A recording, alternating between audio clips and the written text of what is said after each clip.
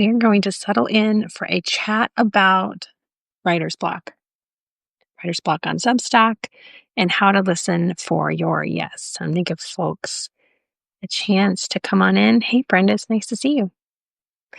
Um, Come on in. I'm going to give folks a little bit, 1 or 2 more minutes, and then I'm going to dive right in to talk about why I trust your writer's block. This is actually something that I've been trying to write an essay about for probably a couple years. And today was the day that it said, just turn it into a live stream. Let this baby out into the world. Let's just do it. So I'm trusting my gut. I'm trusting my own writer's block in an effort to practice what I preach. So I see folks are coming in. It's nice to see y'all. Feel free, grab a chair. Brenda says she has writer's resistance. She likes that word better than block. Yeah. So that's definitely more productive. Sometimes I have writer's blackout, and what do you do with that? So the quality of how you experience it is certainly also part of the the experience and how you respond to it. So as we're settling in, I wanted to start by just hearing from you all and sharing a little bit about just the common ways that we typically respond to writer's block, like the coaching that we see online. Um, I've been a writer. I got my degree back in 2007, but I've been writing since I was a little girl. And I feel like I didn't learn that writer's block was a thing to be aware of until I started seeing all of the advice out there that used really aggressive language. I don't know if y'all have experienced that, where they're like, tell your inner critic to shut up, or just power through the writing block and make yourself, you sit in that chair and you don't move until you've written at least 100 words. And it always came across to me, well, when I was younger, I didn't quite understand what they were trying to affect inside people. I would follow their advice. I would be like, okay, these people are clearly smarter than me. You know, I'm just a 20-something, whatever. So I'm going to do what they say. I'm going to follow their advice, and I'm going to do it exactly as they say. And I'm going to build this voice into my head that says, like, you don't move until you've done X.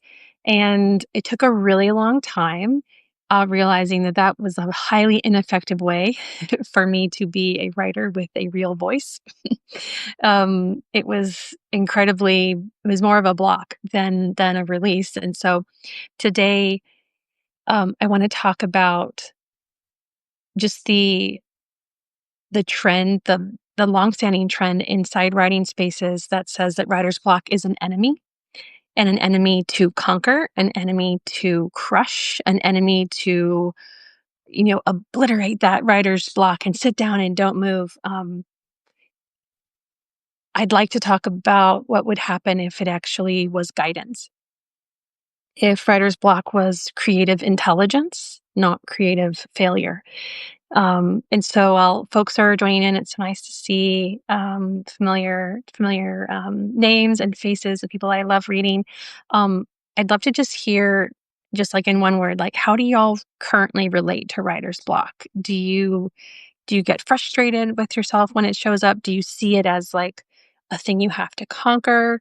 Um, yeah, if y'all don't mind sharing, there's just a handful of us here. I think the pings are going out across the Substacks hemisphere.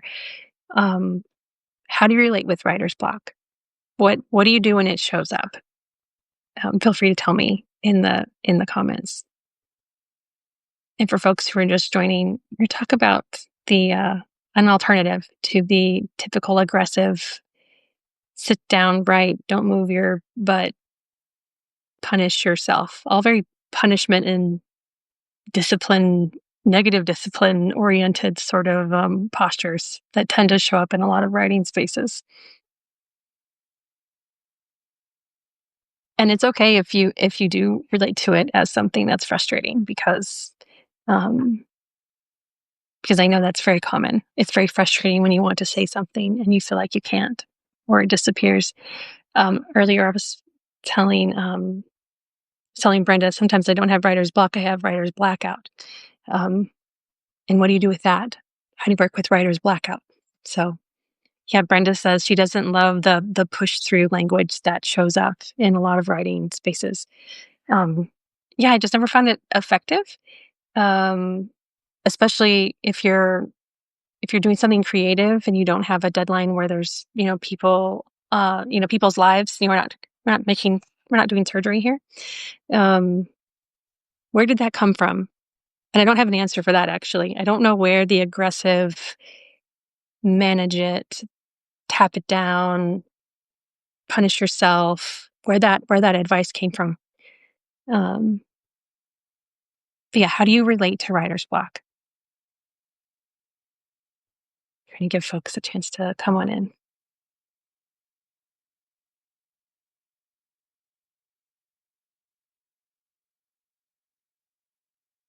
Let's see here. See who's coming. Oh, hey, Jen. Hey, Ross. It's nice to see y'all. Hey, Miss Larissa. It's nice to see you. Keith, it's nice to see you too. I'm just calling up to see who's here.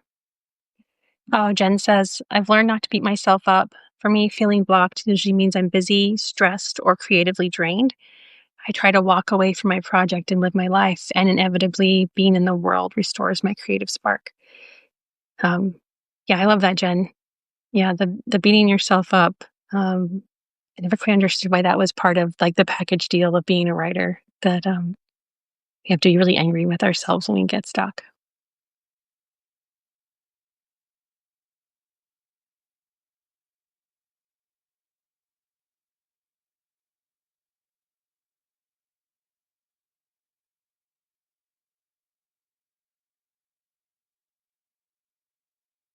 Well, I'm going to go ahead and just tell y'all, lay some groundwork for like the ground that I'm pulling from today. Oh, hold on. Brenda just shared. She says she gets paralyzed in making a decision on which idea to go with and then gives up. There's this resistance in me. I'm self compassionate, but frustrated. And then hear those just do it voices. Yeah, those are those are everywhere. They're everywhere. They're really hard to shake. Um, so the for me today's like conversation is I'm pulling from the ground of I was adding it up. I pulled out a calculator and I was like, I've been doing this. I've been editing people for almost 20 years now. I've been in a editing or publishing role or advisor role. And part of my part of the voices that I've heard and the voices I've worked with around writer's block have really laid the ground for like the types of people um, who I think encounter writer's block differently. And as an editor and as a strategist, my job was to step into their voice on the page and figure out where they're stuck. So I was doing this for legal experts, for like NASA engineering consultants. I worked with Harvard MBAs who wanted to want to take their research and turn it into a book. Um, and so my work has really centered on like the why you and why now context. And I feel like when you have someone stepping into that space with you, writer's block comes up all the time. Um, because I could ask them questions about their work, but if they didn't know themselves, what were my tools as an editor to help them to just rewrite it? That's what I did often. Um, uh, I did that often. I would just rewrite it for them because I could see it clearly. Or we were on deadline and I didn't have time for them to self discover what they needed to say instead. And I think ultimately 10 years ago, that's when my career pivoted into more of an advisory role because I wanted to have tools to actually pull it out of people. I wanted there to be a way to um, figure out why writer's block shows up. Also for myself, I was also doing this selfishly, y'all. Like I wanted to understand because I didn't have an editor. I didn't have a me to help me get unstuck or get my words unstuck on the page. And so all of these, all these years later, I have really come to see writer's block as like part of the creative inspiration exchange. And I'm looking over here because I've got notes for y'all today. I don't want to miss anything. But I want to talk about like what I'm learning now as a Substack publishing strategist and how writer's block shows up, and what to do when you have an audience that's waiting to hear from you. Knowing why it shows up, what you should do when it shows up, and like how do you work with it if you have a paid publication and people are waiting for you, waiting, they've paid for you. How do you manage that relationship with your readers and the promises you've made to deliver something of value when they're paying you each month for a subscription?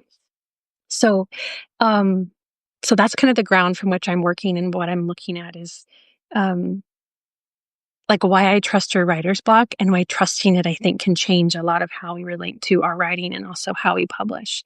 So the first thing that I want to just say is that I have seen this over and over again, and I've seen it in people and in myself, that like when you get writer's block is a very, very, very strong no.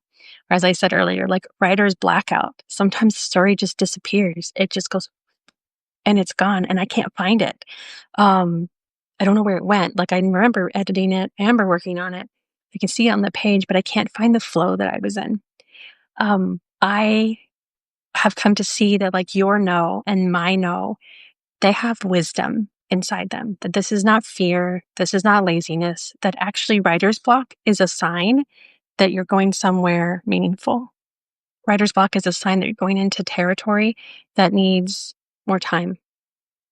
I have often found that uh, when I tell someone the writer's block is actually just writer's simmering, that something needs to simmer more, and your creative inner guidance is actually trying to protect you from pushing it too fast. Um, I have found on more than one occasion that um, that this is often the strongest sort of protection you can have for your publication as well, so that you're only giving what you're meant to give to your readers. Um, and that often the no can point you toward what you actually want to say next. And so um, I'm going to tell you really briefly about one of my really big no's right now that I have sitting in my draft box. I've literally edited this thing top to bottom. I've burnt it down. I've rebuilt it. That is my editing. My writing style is to write a first draft and then basically burn it down. And then I rewrite it. And basically that's my shitty first draft as it gets flushed down the toilet. Um, and the title of this example is Where Do I Fit In? And for those of y'all who read the publishing spectrum, you know, most of my work is around the publishing experience.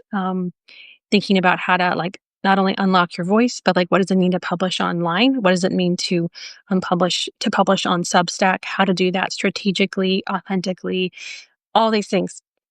Occasionally, I I want and I feel this instinct to take y'all into like my lived experience of what's actually happening, or what has happened over a long period of time, and how it's time to put that into story form. So the draft of Where Do I Fit In is um, is rooted in an experience I had in kindergarten that I don't think I've told anyone in my whole life. I've never told anyone like what happened between me and this girl. Um, and it fits in with like this bigger sort of um, theme of like neurodiversity and belonging, and do you fit in on Substack, or like it fits into all the things I'm ready to say. um it was edited, it was ready, and I just got this really strong nope, nope. Like, and now that I'm telling you all this out loud, I'm realizing it's probably if you were discovering together, it's actually publishing block. Like I feel an absolute no, it's not time. And I looked at my calendar and I was like, well, this won't hurt my readers' feelings to not deliver it. They're going to be fine. They're not going to know that I was planning on publishing this.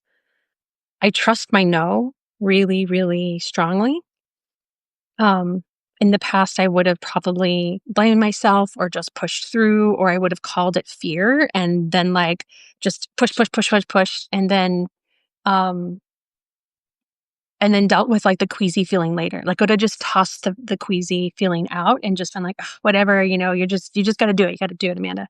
Um, but what I've learned is that the more I work with those publishing instincts and those writing instincts, um, the more it gives my instincts a chance to bring forward like what is actually ready to come out next. That I actually am like reworking my elements of self-trust and creative self-trust when I say, "Hey, I get that on paper this thing is ready. I get that on paper it's going to be fine. I get that on paper my readers are going to jive with me. They're going to roll with it. It's not a, it's this is not a big deal. I'm not writing a 10,000 word essay on Socrates. I'm staying in the space that where I have earned trust to speak. Um, but there was still a no. There was still a publishing no, um, and so I'm wondering, like, what have y'all done when you've encountered this same thing? Have you ever just pushed yourself to publish anyways? Have you pushed yourself to write anyways, or have you held back? Like, how does that show up for you? Um, because I think that if we don't have a really broad understanding of the reader experience on the other side, um, we can push ourselves and harm ourselves creatively, and we can also like be working with a relationship that doesn't actually exist with our readers. That your readers are going to be okay if you hold it, or if you don't publish it, or you submit it to a magazine instead. I'm gonna try and scroll up here and read what some folks have been saying. Um, Jen says, "Hey Jen, I've always felt like that fallow period we go through where we feel like we have nothing to say is an emptiness that's so scary and so necessary." Um, I love the metaphor of simmering. Beautiful. Brenda says publishing block. Yes. Yeah. Um,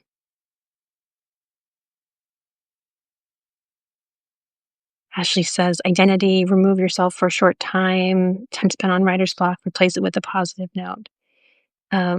Brenda says she has an entire first draft of a memoir that she experienced the same block with. I trusted it and instead published it as an essay on HuffPost. Oh, that's great, Brenda. Yeah, I feel like these blocks are that's a really great example of like trusting that it's going to find where it needs to go next.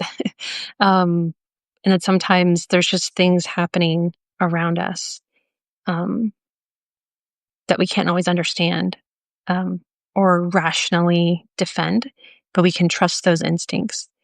Jen says, for the first 2 years, I pushed myself to write and publish every week because I was trying to build that muscle and discipline. But now I'm just starting to feel differently. Like I need to pause sometimes because something is changing inside me. Yeah, I really love that, Jen. Like, um, I definitely know that there are seasons where like you build your skills and you build those muscles, just like you call them. Um, and then there's a point where like those muscles kind of go on autopilot and you can start to work with your skill set in a different way. I really love that. Um, yeah, great. Brenda says she's rewriting it now. That's awesome. Um, so, so the whole point, so for me, I try to hold publishing on Substack with a fair amount of data and a fair amount of mystery. I really like both. I like knowing that there is something that I can't contain, that there's this like otherworldly energetic hurricane that will be on my side and will meet me when I show up consistently. Um, and I like learning how to work with the energy that is showing up. So for every time you hear a no, there's probably 4 or 5 yeses waiting to come to the surface. Um, One of the ways that I kind of work with this in a publishing aspect, and if y'all have been following along in the publishing spectrum, we're talking about the idea of publishing your newsletter around themes that help you go a little deeper into a topic that you just can't let go. And in one of our last live streams, I talked about, or I referenced Anne Lamott's description of God being like a cat that rubs up against your leg, trying to get your attention. That's part of how I set my publishing sort of plan. I don't plan out 6 months ahead because I know that like I'm going to be so much wiser in 6 weeks. Not to toot my own horn or anything, but like I'm going to know something I didn't know in 6 weeks that's going to affect me in month three. Of what I'm going to publish. And so I like to know the overall arc of where my publication is going, but I also like being present to what's changing around me. And so, um, part of learning how to trust writer's block is recognizing that like there's a yes that's going to come to the surface. Um, and it's a thing that won't let you go, that won't stop showing up. So like, if I find myself being urged in conversations around a theme, if I find like my journaling goes, um, just it keeps going in this direction, like I don't see that now as me being distracted, not being able to focus. I see that as like a message. It's a message about something that I'm maybe ready to say. There's a story that I haven't wanted to like pull into the world yet. Um, and so I could sort of use that um, to harness like, how am I going to publish next? What am I going to write? What am I going to share with my readers? And what am I going to publish next? Um, so I'm just wondering, like I see a lot of comments going on, coming in. I love seeing this. Uh,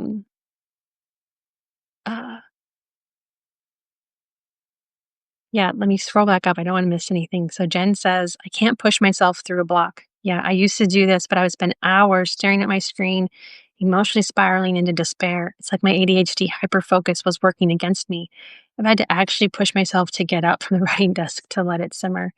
Yeah, there's definitely like an element of like self protection, instead of like doing the old way of like punishing yourself. Yeah, like there's definitely a point where like you just have to like get away from the space that's not productive in order to find your way to the yes that's waiting for you. Um, so inside this idea of like, I wonder if we could just practice a little bit, like regardless of what you think you're going to publish next month, like what sort of themes are just like catching your attention? Like what are, even if it's completely offbeat, I love hearing from people like the things that are attracting my attention right now. And I don't know if they belong in my newsletter or not. Like, do they belong in a piece of writing or do they belong somewhere else? Um, what are like the things that keep, what are your shiny squirrels? No, we talk about shiny squirrels in a negative way, but I actually have come to trust my shiny squirrels quite a bit, um, because my mind is always catching things that people miss, and that's part of what makes me me. And so there's something about what's catching your attention that makes you you, and I just trust that there's some magic in there. So if y'all feel comfortable sharing, like what's been catching your attention, um, and taking you on unnecessary rabbit trails. Maybe we can talk a little bit about how to think about the themes that are showing up and how to not block them or rationalize them or put them into. Um, I find that when we make our interests be respectable, they often lose their magic. um, yeah. So Ashley says, I used to call it a roller coaster ride you can jump off of. Been there, done that. Yeah. Yeah.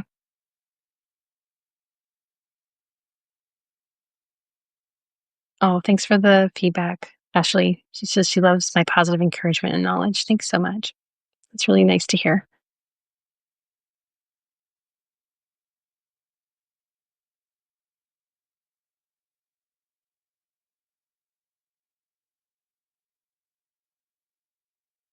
Oh, it's nice to see you, Sudith. Come on in. So we've just been talking about like the fact that writer's block is something that can be trusted, and there's often a direction inside waiting for you rather than a message that you can't uh, that like you're stuck because you're not you're not somehow talented or know what to do. Yeah, thanks, Jen. So the question was like, what's a theme that keeps showing up in your life lately? Like, what can't you stop thinking about, even if it doesn't relate to your newsletter or what you usually write about? Um, it's really fun to hear what people are interested in. So Brenda is sharing in the comments, my current struggle is that I decided to write more about marketing, but my heart and energy wants to talk about my relationship to my work as a marketer. Um, yeah, why can't you do both? She says, I worry that I'll alienate the people who subscribed for marketing help. Oh man, yeah, totally, totally hear you there. So I don't think that, so there's definitely a balance, right? So I'm just to tell you, like, my instinct here is to just encourage you to find the middle ground. I think that if you went hard right and started publishing like your diary entries, that could probably be jarring to your readership. But if you took them into like the heart energy moments inside your marketing work, um, I think they could still glean the insights that they came to you for and not feel like, oh, I don't want to be here anymore because it's still marketing adjacent. You're just trying to pull from a different wisdom source. So I don't know. I trust that. I trust that for you, Brenda. So Jen says, I've been thinking a lot about a few personal essays rather than author marketing education that I usually write about. I've been looking at other Substacks to pitch ideas to so I can write about these things. Wow, we got two marketers wanting to dive more into the personal. I totally get that. I've been hearing from folks offline who are looking for a publishing partner that there's a real desire to blend the personal into their credentials that the world typically organizes around. Um, see, Suda says, I can't stop thinking about stories and culture, but also separately find myself thinking a lot about dating and loneliness and being solo and finding new friends in my 40s. Um, yeah, so I mean, I think if you're, one of the best things that you're going to hear. But I write about leadership and power. Well, I think there's a lot of power in being solo. Like how do you lead your own life? I'd love to read an essay about that. Like, how do you lead your own life with integrity when when these moments of loneliness show up? Um, it's pretty vulnerable. Loneliness is a really vulnerable topic to write about. Um, but I feel like I trust the heat. So they talk a lot about in writing, like follow the heat of what's pulling you, follow that heat and just write it anyways and see what wants to come out. One of the exercises that I kind of play with sometimes is I reimagine my writer persona or my reader persona, the person that I'm writing to when I'm writing for the publishing spectrum. I pretend that like I'm actually writing for Cosmo, or like that's something you could possibly do, students. Like, what would I say if I didn't have to prove that I'm an expert and a leader, and it's just me, where like nobody has to know my credentials? What would I say? So I wonder if that would be a helpful sort of exercise. Is like remove your credentials and just tell the story, and maybe see if there's some permission that comes in through there. Um, Jen says, "I love how you talk about blending those heartful, creative, and more personal urges with our usual topics. I love that about you, Amanda." Oh, thanks, Jen. Um, Jen says, I can't stop thinking about my explainer skills and background during these current events. My newsletter is about imposter syndrome, but my current creative energy is focused on my expertise in explaining complicated things. Um, so it's almost like you have imposter syndrome about your newsletter, that you're not allowed to write about the thing that pulls you in. That'd be very interesting, actually. Um, I think a lot about the current events and how many people on Substack, um, they bring such different hefty credentials in what they're trying to do. And I think a lot about the creative essay and the creative person who has these sort of tools. Like, what tool can I give people to help them not lose their crap so much? Like, I feel like the thing that readers need most right now is like a steadying influence. And so I just wonder if there's a way for you to like pull from that and be like, how can I be a steady influence for folks? Um, um, Not a steady influence, but a steady tool maker. So like part of explaining things, um, that is a tool. So I wonder how you can hand that back to your readers. Like here's five like thinking frameworks, and next time the news makes you want to rip your hair out. And so if you can reframe it, like how do you reframe it, Jen? I don't know off the top of my head what that would sound like. But that's what I those are my thoughts. Um, let's see.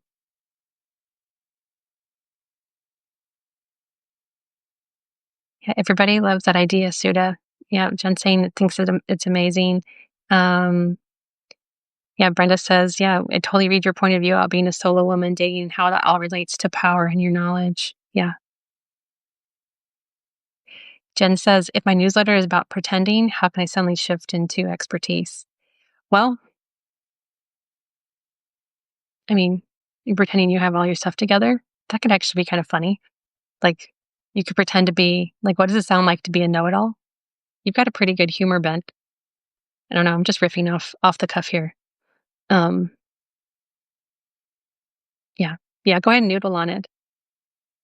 These are great. These are great comments.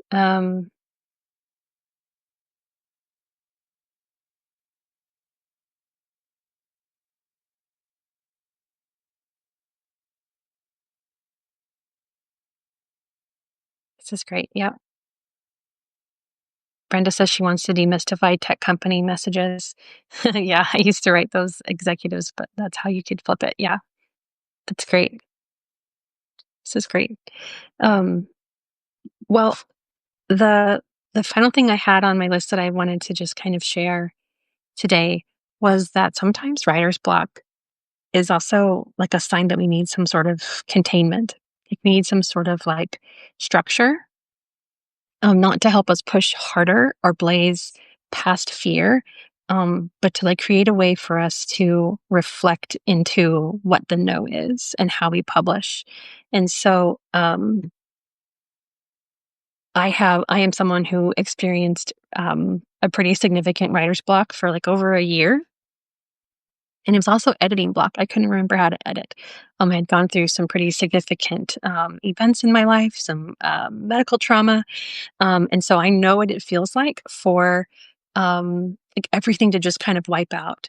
Um, and so I wanted to just share that like in September, I'm creating something what I'm calling like a publishing cohort where I'm going to um, I'm going to create a space for writers and creators on Substack to come into Voxer with me, and it's a 5-day sort of cohort, and we're going to walk through like what it would look like for you to create like a publishing system on Substack that works with you. And it's going to be built off of the Substacks, the publishing system that I've been talking about this month, that I'm taking folks through in my newsletter this month.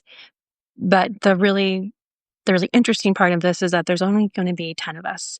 And each day I'll be helping y'all dive into like one part of the system and helping you flesh out like what does it mean to how do you set a monthly theme and basically do a little bit more of this brainstorming of like I'm thinking this way and thinking this way and thinking this way. How do I narrow it down? Well, we're going to use Voxer as a way to kind of deep dive into where you're stuck and how to create a rhythm that works for you, that helps you keep publishing consistently, but also from an authentic place. This is the first time the cohort will be live. It's going to start September 1st. So this is my first time sort of practicing sharing it about it with y'all. But I'm really looking forward to it because I've found Voxer to be a really authentic way for folks to get their voice heard. But also, if you need to type something out, you can type it out. And I'm really hopeful that this will be like creatively productive. And I didn't have it open um, on here, but I will share a link to it in case anybody who's here now wants to learn more about it. Um, I've been working one-on-one with folks on Boxer, and I wanted to create a more like accessible way for folks to gather and to strategize with me and with other people who want some shape but don't want to hack their way out of um, on Substack, or they don't want to hackathon. Um, so I welcome you to read more about it. Feel free to ask questions if you're watching the replay. But I think that um, this idea of working with writer's block productively, maybe even publishing block, like that was a brand new sort of phrase that came up. I love helping folks with those publishing blocks, and in a cohort, I can help make it more accessible financially for folks to come in and set up their way of publishing on Substack, work with other people who care, work with someone like me. I've been in publishing systems for a really long time. Um, and yeah, so I'd love to connect. And once we reach 10 folks, registration's done. We're done, and we'll hopefully have a really fruitful way for folks to set up their publishing queue, learn how to work productively with the elements of inspiration and writing for readers, and also make some friends along the way. So, yes, I would love to connect with anyone. Feel free to subscribe to the Publishing Spectrum. It was so nice to have all of y'all here. Um, yeah, so thanks for being here and for giving folks a little bit of a taste of what it could be like to be in the cohort. It's nice to have y'all here. So thanks again, and I will talk with y'all soon.